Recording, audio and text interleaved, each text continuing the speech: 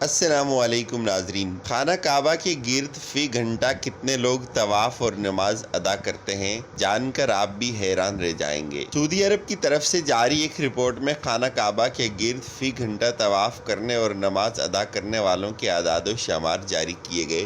سرکاری ادارہ شماریات کی جانب سے سرکاری رپورٹ میں بتایا گیا کہ حرم مکی میں نمازیوں کی تعداد اور خانہ کعبہ کے گرد طواف کرنے والے معتمرین کی تعداد میں کمی بیشی ہوتی رہتی ہے۔ حج کے موقع پر ایک اندازے کے مطابق ان دنوں مسجد حرام میں فی گھنٹہ 2,78,000 افراد نماز ادا کرتے ہیں، جبکہ 1,70,000 عازمین حج ایک گھنٹے میں خانہ کعبہ کے طواف کی سعادت حاصل کرتے ہیں۔ رپورٹ میں بتایا گیا ہے کہ مسجد حرام اور مسجد نبوی کی نگران جنرل پریزیڈنسی کے 10,000 عازمین حج کی خدمت بجا لانے پر مامور ہیں، جو 54,501 آلات اور مشینوں کی مدد سے عازمین حج کی معاونت کرتے ہیں، انہیں زمزم پیش کرتے ہیں۔ حرم مکی میں 2,000 ٹن زمزم اور مسجد نبوی میں روزانہ 300 ٹن آب زمزم صرف کیا جاتا ہے۔